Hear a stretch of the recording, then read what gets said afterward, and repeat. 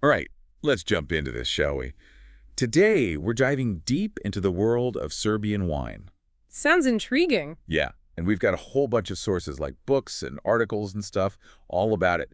Apparently, this tradition might even be older than the Romans. Can you believe it? Wow, that's going way back. And get this, the Serbian Orthodox Church, they were like the guardians of winemaking during some really rough times. We're talking centuries ago. I had no idea. So what makes Serbian wine so special, besides its history? Well, for starters, they've got these native grapes, Prokopak and Tamjanika. You've probably never even heard of them. I haven't, and I like to think I know a thing or two about wine. Well, get ready to have your mind blown, because these grapes produce wines that are totally unlike anything you've tasted before. Okay, color me intrigued. Now, I know a bit about the Balkans, but Serbia's wine scene is a total mystery to me. What's the lay of the land like over there? Right. You'd think a place with such a long history of winemaking would be more well known. So Serbia is right in the heart of the Balkans. And for those who need a little geography refresher, it's that diverse and historic region in southeastern Europe. Got it. Mountains, valleys, rivers, the works, and a long history of agriculture, right? Exactly. It's like the perfect recipe for a thriving wine industry. But for some reason, Serbian wine is still kind of under the radar. Why do you think that is? Hmm. Well, you have to think about the history. The Balkans have seen their fair share of conflict and upheaval. I mean, there was the Ottoman Empire, then the whole Yugoslav period. Not exactly ideal conditions for a flourishing wine industry. Yes, surviving those historical shakeups must had some impact on Serbian winemaking, like maybe it shaped their style or their philosophy or something. Absolutely. They had to adapt and innovate to survive, which often leads to some pretty unique and interesting approaches. I guess those turbulent times make their winemaking traditions even more impressive. They managed to keep it alive through all that chaos. But okay, enough about history for now. Let's get down to the nitty-gritty, the terroir. Okay, terroir. It's like wine geeks speak for all the environmental factors that influence the grapes. Exactly. We're talking climate, soil, altitude, the whole shebang. So what's Serbia working with in the terroir department? Well, they've got this continental climate, super hot summers and freezing winters, which apparently is exactly what grapevines love. Like, they need that temperature swing to thrive. Makes sense. It's all about balance. The hot sun ripens the grapes, while the cold helps them retain their acidity. Crucial for making wines that are complex and well-rounded. Yeah, that's what I read. And on top of the climate, they've got this insane variety of soil types. Alluvial plains, volcanic slopes, limestone hills, clay-rich valleys, you name it. Wow, that's quite the mix. Talk about diversity. I bet that contributes to the unique flavor profiles we find in Serbian wines. For sure. I mean, each soil type brings its own personality to the party, right? So to get a better sense of how all this terroir magic works its way into the glass, let's focus on a couple of specific regions. Sounds like a plan. Let's uncork some regional knowledge. Okay, first up, Fruška. Now, this region is famous for its rolling hills and seriously fertile soil. It's like white wine paradise. Oh, so we're talking crisp and refreshing whites then. What kind of grapes do they grow there? You've got a few, but the star of the show is Tamjanika Bella. Tamjanika Bella. I'm already loving the name. Tell me more. What does it taste like? Well, imagine walking through an orchard in full bloom. It's got these intense floral aromas like acacia and jasmine, but there's also this citrusy zest and a hint of spice, maybe some white pepper or even incense. It's wild. Wow, okay, that is a unique combination. Definitely adding that to my must-try list. Yeah, it sounds amazing. But hey, enough about the whites for now. Let's switch gears and pour ourselves a glass of red. For that, we're heading east to Negotinska Krajina. Okay, so what makes Negotinska Krajina the red wine haven? Well, it's got this unique combination of soil and climate that's perfect for growing red grapes, and their superstar is called Prokupak. Prokopuk, that's a new one for me. What's the deal with this grape? It's like the king of Serbian grapes, the most widely planted one, and it produces these powerful, age-worthy reds. Like, we're talking big, bold flavors, lots of black fruit, spice, and this earthy, leathery character that develops over time. Sounds intense, almost like a Serbian version of Cabernet Sauvignon. Yeah, exactly. Some people even compare it to Cabernet Sauvignon, especially in terms of its aging potential. They say it can age for decades and just keeps getting better and better. Okay, I am officially sold. I need to get my hands on a bottle of this Prokopuk ASAP. But I have a feeling Serbia's got more tricks up its sleeve than just Prokopuk, right? Oh, absolutely. They've got a whole treasure chest of native grapes that are just waiting to be discovered. Vranok, for example, is another Balkan favorite known for its inky color and intense flavors. It's like a dark and mysterious beauty. Okay, dark and mysterious beauty, you're speaking my language. What should I expect flavor-wise? Well, imagine a symphony of dark fruits, spices, and a smoky edge that just lingers on your palate. It's not for the faint of heart. You're making it really hard to resist. It's like you said earlier, Serbian wine is a hidden gem, and we're just starting to scratch the surface. Right. And we haven't even touched on the white varieties beyond Tomjanica Bella. There's Medorevka, which is like the go-to white for everyday drinking. Sounds perfect for a casual picnic or a lazy afternoon. Light and easygoing, huh? Exactly. Think bright citrus notes, a touch of green apple, maybe some delicate floral aromas. It's the kind of wine that just makes you happy. I can already taste it. But I'm always up for a challenge. Is there a Serbian white that's a bit more complex? Something that will really make me think? Oh, absolutely. Let me introduce you to Krupatsky Renak. This one is a total mind bender. Okay, Krupatsky Renak, I'm all ears. Hit me with those flavor notes. Well, first, you get this amazing minerality, like you can almost taste the rocks. And then there are these herbal notes, kind of like a freshly mowed lawn. It's weird, but in a good way. That's a new one. I don't think I've ever heard a wine described as tasting like freshly cut grass. But I'm intrigued. Are there any fruit flavors in there as well? Oh yeah, there's citrus for sure, but then you also get this subtle sweetness that reminds you of white peaches. It's a wine that keeps you guessing with every sip. So we've got Smederevka, the crowd pleaser, and Krupadsky Renak, the complex one. Any other white wine surprises lurking in Serbia? Oh, for sure. There's Tomjanica Krana, which is actually a red grape, even though its name might fool you. It's super rare and known for its crazy aromas of incense, myrrh, and like a whole spice bazaar. Right. Incense and myrrh, those are usually found in churches, not in a wine glass. Exactly. That's what makes Serbian wine so fascinating. It's full of unexpected twists and turns. You never know what kind of sensory adventure you're going to get. I'm starting to see why you wanted to do a deep dive on Serbian wine. It's like a whole new world of wine is opening up right before our ears. Right. And we've barely scratched the surface. Okay, so now that we've met the grapes, I'm curious about the whole winemaking process. Like, are they all about tradition, or are they embracing modern techniques? It's actually a cool blend of both. You've got some winemakers who are super traditional, using open fermentation, indigenous yeasts, and those massive oak barrels we talked about earlier. It's like stepping back in time. Respect for the old ways. I like it. But you said there's a modern side too. Oh yeah, definitely. There's a whole new generation of winemakers who are bringing in modern techniques to really elevate the quality. They're experimenting with temperature control, micro-oxygenation, and using specific yeasts to fine-tune their wines. Micro-oxygenation. I think I read about that somewhere, but refresh my memory. What exactly is it? Basically, it's like giving the wine tiny sips of oxygen during the aging process. So like controlled breathing for wine. Exactly. And it can do wonders for the wine's texture, color, and aroma complexity. It's like a secret weapon for winemakers. Huh. That's pretty cool. So it sounds like they're striking a balance between honoring tradition and embracing innovation, which is pretty awesome. Totally. They're taking the best of both worlds and creating something truly unique. It's like they're saying, we respect our past, but we're not afraid to try new things and push the boundaries. I love that. It's that kind of attitude that leads to some seriously exciting wines. But okay, before we get too carried away with the creativity, let's talk about something a bit more technical. The classification system. Oh yeah, the classification system. Always a good sign when a country takes its wine seriously enough to have one. So how does it work in Serbia? Well, it's kind of like what you see in other European countries. They've got a hierarchy of quality levels, and it's all about guaranteeing the authenticity and origin of the wines. Like imagine you're in a wine shop, you see one bottle labeled Fruta Gorda, and next to it, another bottle just says Serbian white wine. Okay, I'm with you. So the Friga Gora bottle is telling me something specific about where those grapes came from, right? It's not just any old white wine. Exactly. And that regional designation is key to understanding their classification system. At the bottom rung, you've got table wines. Table wines, the everyday sippers. So no fancy regional names or strict rules for those, huh? Nope.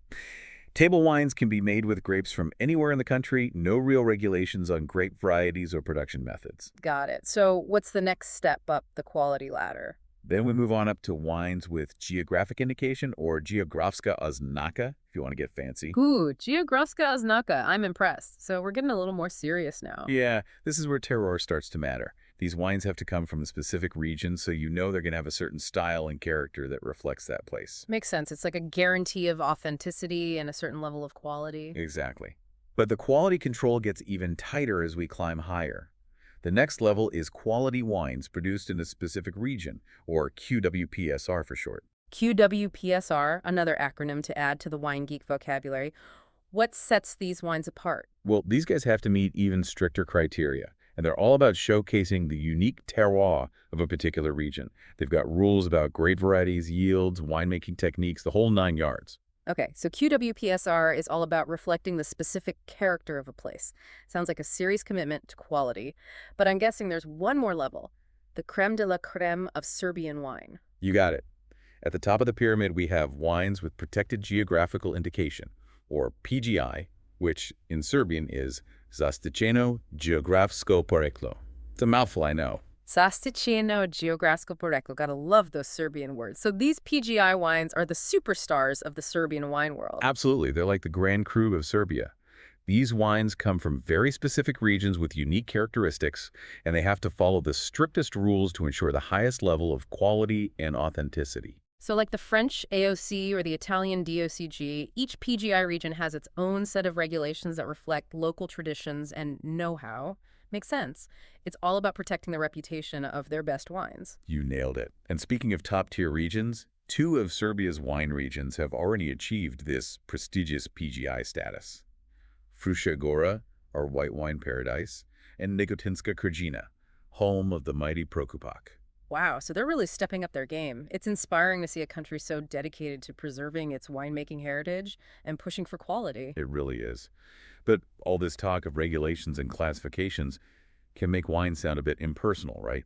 So I'm curious, what's the actual winemaking culture like in Serbia? Is it all big corporations or are there smaller family-run wineries? Well, unlike some other wine regions that are dominated by large companies, Serbia is still very much a land of small, family-run wineries. It's all about tradition, passion, and a deep connection to the land. I love that. It's like their heart and soul goes into every bottle. It's not just a business, it's a way of life.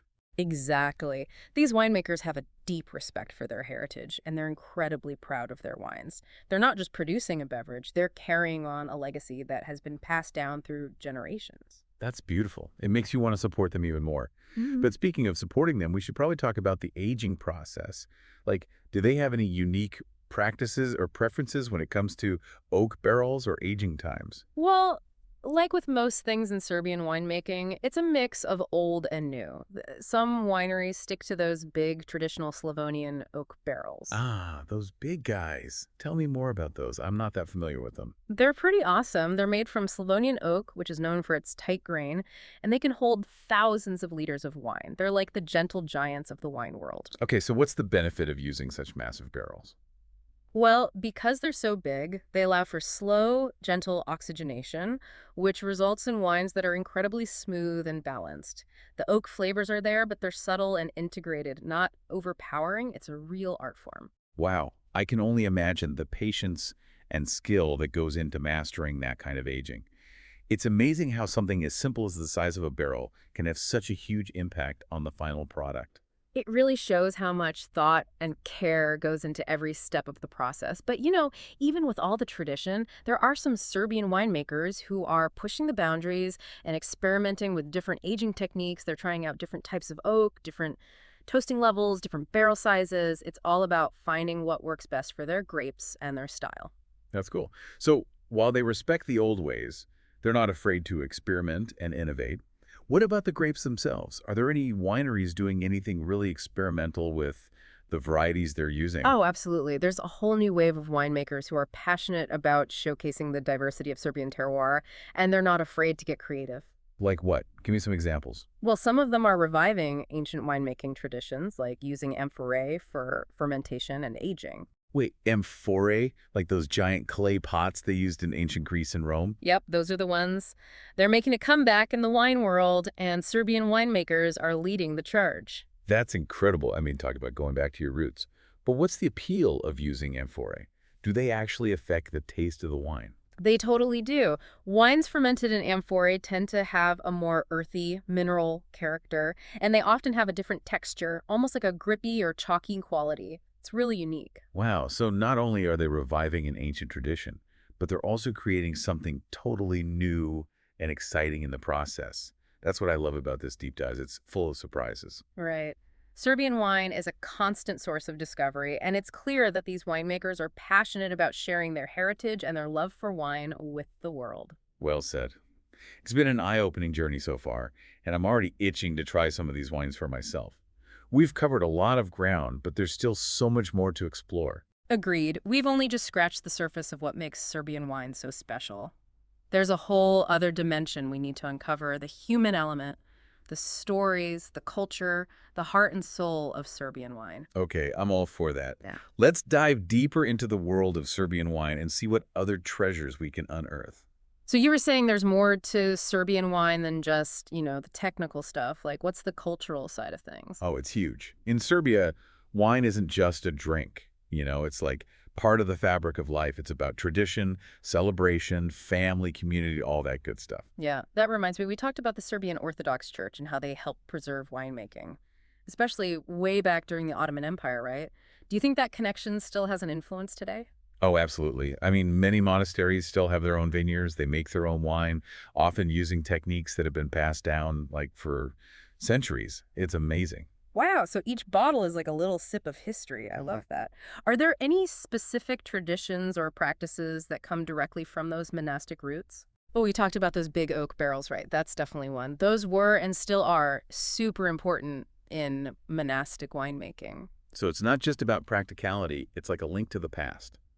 That's really cool. It seems like history is like woven into the very essence of Serbian wine. It really is. And it's not just the church either. Wine Yeah. plays a big role in lots of Serbian customs and celebrations, like Slava, for instance. Slava. What's that? It's a big deal. It's like a traditional family feast day, and wine is a super important part of it. Every family has their own patron saint they celebrate, and wine is always on the table. So it's not just about like pairing with food. It's like a spiritual thing too. Exactly. Serbian wine, it's like it reflects the soul of the country, the Okay. warmth, the resilience, that deep connection to the land.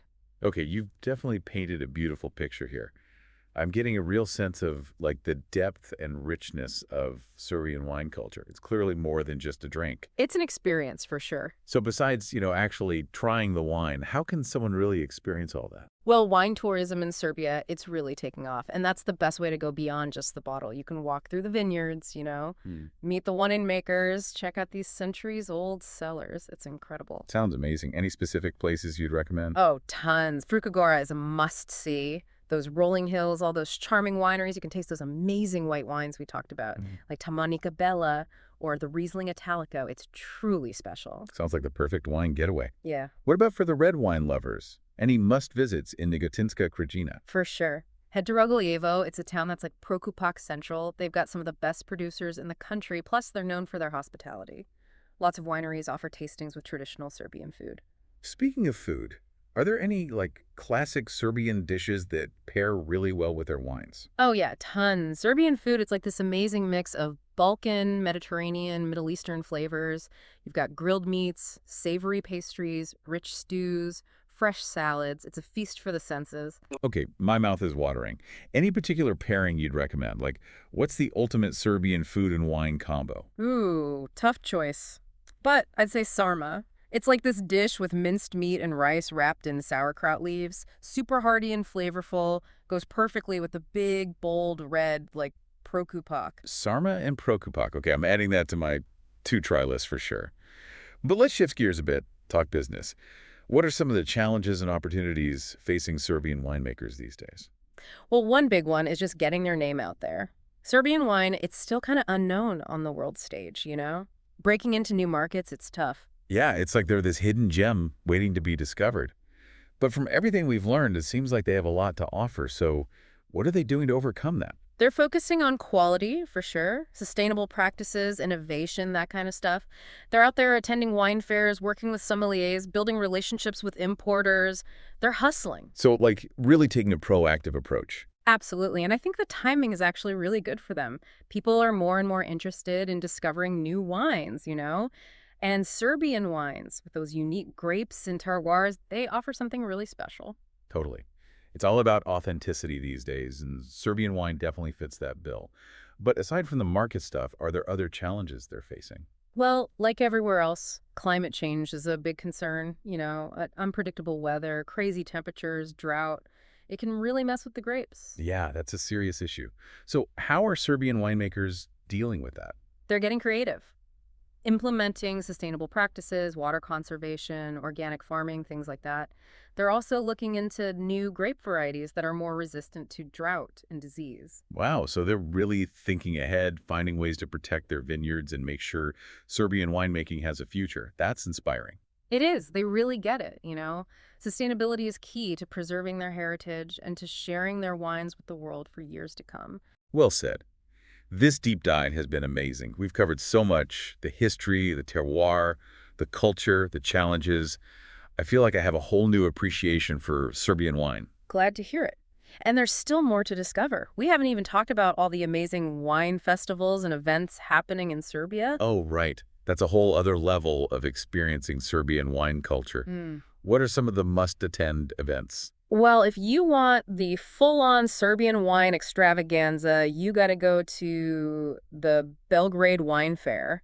It's held every year in the capital, and it's like a showcase for hundreds of wineries from all over the country. Sounds like a great way to sample a ton of different wines and meet the people behind them. Exactly. And if you want to experience the harvest season firsthand, there's the Upska Berba in the Yupa region. It's a traditional harvest festival with music, dancing, and of course lots of wine. It's a blast. I can only imagine everyone coming together to celebrate the grapes. It must be magical. It really is. And then if you want something a little more intimate, there's the Fruška Wine Festival. It's held in the heart of Fruška wine country, and it's super charming. You can meet the local winemakers, enjoy tastings, explore the vineyards. It's a real treat. So whether you want a big city wine fair or a charming countryside festival, Serbia's got it all. Yep. And remember, it's not just about the wine. It's about celebrating Serbian culture, the tradition, the hospitality. It's truly special. It sounds like the perfect way to experience Serbian wine culture firsthand. But, not everyone can just hop on a plane and fly to Serbia for a wine festival. So what about those of us who want to experience Serbian wine a little closer to home? Any tips for finding these wines? The good news is Serbian wines are becoming more and more available internationally. You can find them in specialty wine shops, online. Even some restaurants are starting to carry them. It's getting easier to track them down. So even if we can't visit the vineyards in person, we can still bring a little bit of Serbia to our dinner tables. Exactly. And like we've learned today, each bottle of Serbian wine is packed with flavor and stories.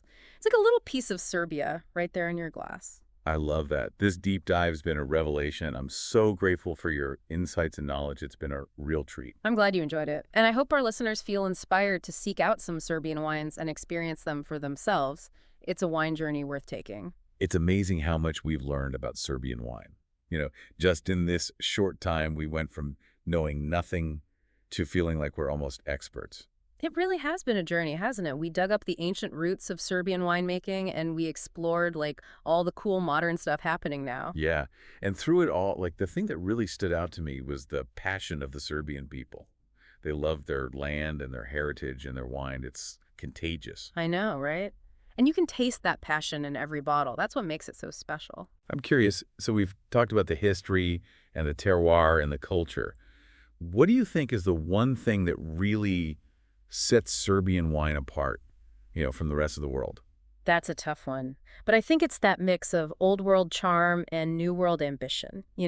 Serbia's got this long winemaking history. It goes back centuries.